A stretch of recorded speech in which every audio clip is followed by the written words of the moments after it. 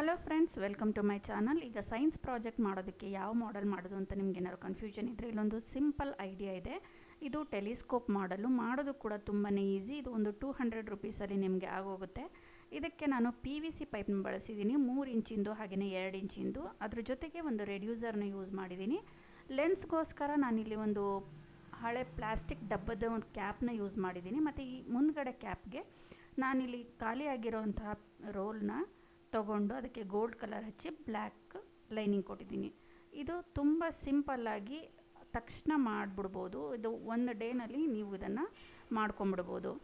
ಇದನ್ನು ಫಿಕ್ಸ್ ಮಾಡಲಿಕ್ಕೋಸ್ಕರ ಒಂದು PVC pipe ತೊಗೊಂಡಿದ್ದೀನಿ. ಅದನ್ನು ಮಧ್ಯಕ್ಕೆ ಕಟ್ ಮಾಡಿಕೊಂಡು ಅದನ್ನು ಫಿಕ್ಸ್ ಮಾಡಲಿಕ್ಕೆ ಒಂದು ಕ್ಯಾಮ್ರಾ ಸ್ಟ್ಯಾಂಡಿಂದು ಕ್ಲಿಪ್ ಹಾಕ್ಕೊಂಡಿದ್ದೀನಿ. ಅದನ್ನು ಈ ರೀತಿಯಾಗಿ ಫಿಕ್ಸ್ ಮಾಡಿಕೊಂಡು ನೀವು ಅದನ್ನು ಸೆಟಪ್ನ ಮಾಡ್ಕೋಬೋದು. ನೋಡ್ತಾ ಇರ್ಬೋದು ನೀವು, ಎಷ್ಟು ಒರಿಜಿನಲ್ ಅನಿಸುತ್ತೆ. ಇದು ವರ್ಕಿಂಗ್ ಮಾಡಲ್ ಅಲ್ಲ, ಇದು ಕೂಡ ಮೂವ್ ಆಗುತ್ತೆ. ಇದು 2 ಇಂಚು ಮತ್ತು 3 ಇಂಚಿಂದು ಈ ರೀತಿಯಾಗಿ ಲೆನ್ಸು ಮೂವ್ ಆಗುತ್ತೆ. ನೀವು ಕೂಡ ಟ್ರೈ ಮಾಡಿ. ಹಾಗೆ ನನ್ನ ಚಾನಲ್ ಸಬ್ಸ್ಕ್ರೈಬ್ ಮಾಡೋದನ್ನು ಮರಿಬೇಡಿ.